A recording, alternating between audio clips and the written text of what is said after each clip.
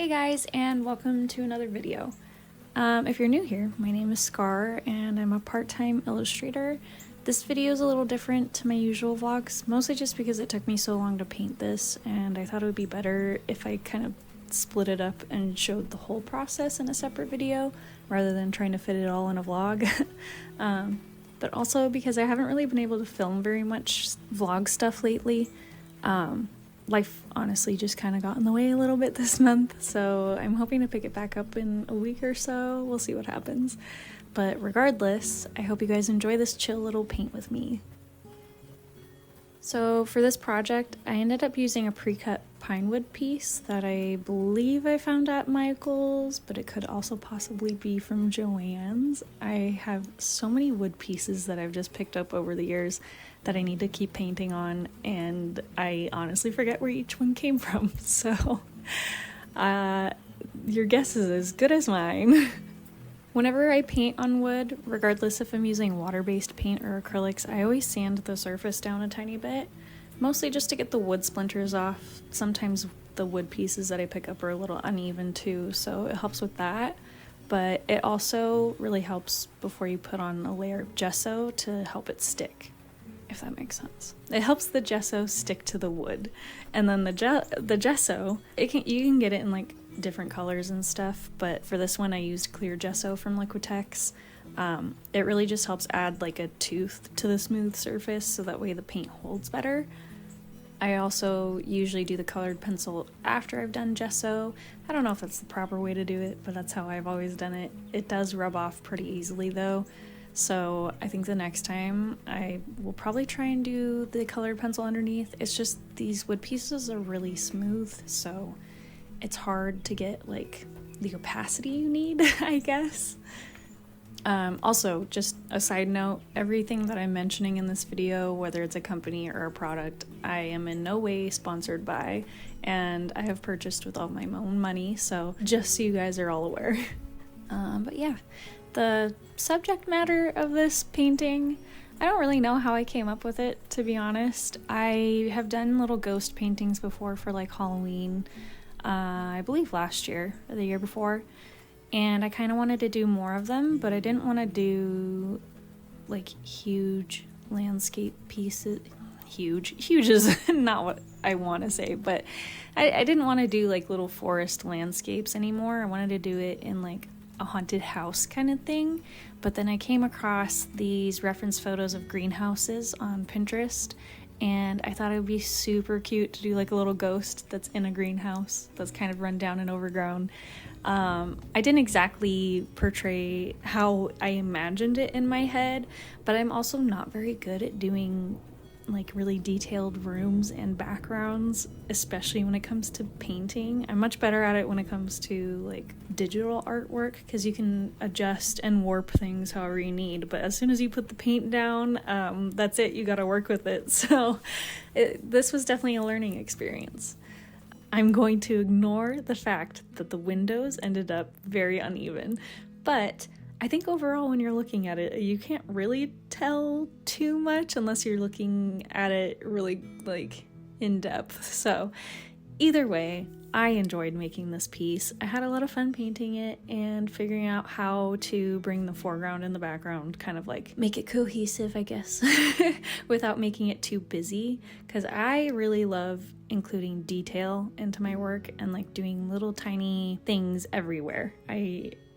Sometimes I get a little carried away with it, to be honest, so doing backgrounds and like rooms and trying to make it so it's not too much information for the eye to look at is really difficult for me, which is why I often ignore doing backgrounds. I try and make it so that way I don't ever have to make a background. But yeah, like I said, I enjoyed, for the most part, making this background. I think it turned out a lot better than I was expecting. I definitely did not get like the disheveled greenhouse look like I wanted, but I still think it turned out pretty cute. And then the paints that I used for this painting, yes. I've been using the Himi jelly gouache cup things. I believe that's what they're called, Mia or something like that. I'll put the name on the screen because I know one of them is the name of the product and then one of them is the brand name, and I'm pretty sure it's not how I'm saying it. So they're pretty much my go-to gouache set.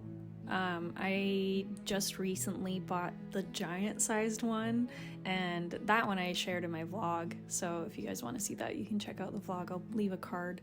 This is literally my go-to gouache set. I use it for everything pretty much. I thoroughly enjoy using gouache. It's just so easy to use, at least it was for me. I'm not a huge fan of acrylics, and watercolor I find a little more difficult to use than gouache. This brand, I have tried quite a few gosh. I'm having a hard time talking right now. I'm so sorry.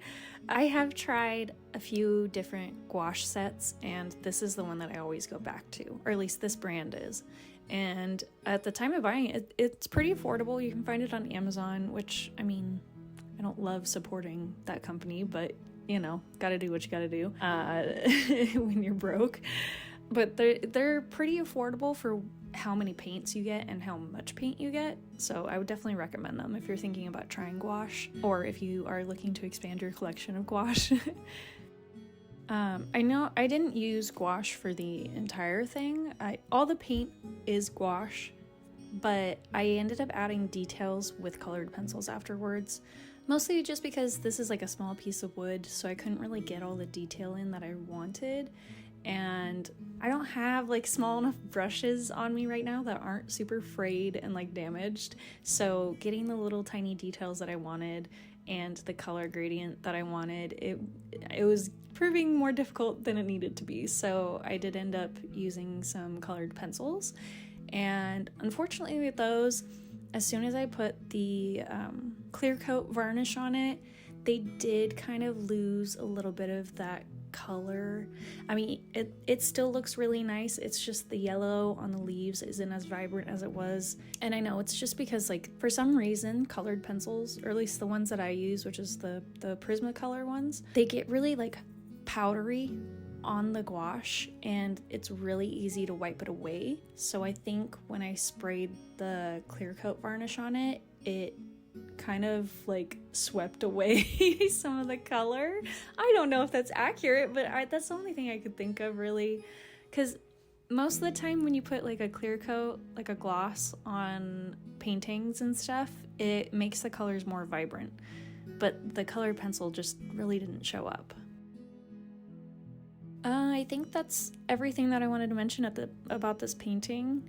My mind has been kind of all over the place today, so I'm sure I'll forget stuff. If you have any questions though, please comment below, let me know. I would love to answer them if you have any questions. I recently did a little shop update. If you guys are interested in some clay magnets that I made, you'll see that in the next vlog, but they are available to buy right now. I did do a little community post on here about them. But yeah, you'll see the process of those in the next vlog. And I think that's it for today. I will leave you to the rest of this calm music and just let you guys watch the rest of this video in peace, I guess. As always, thank you guys so much for watching and for subscribing. I appreciate every single one of you, and I hope to see you on my next one. All right, bye.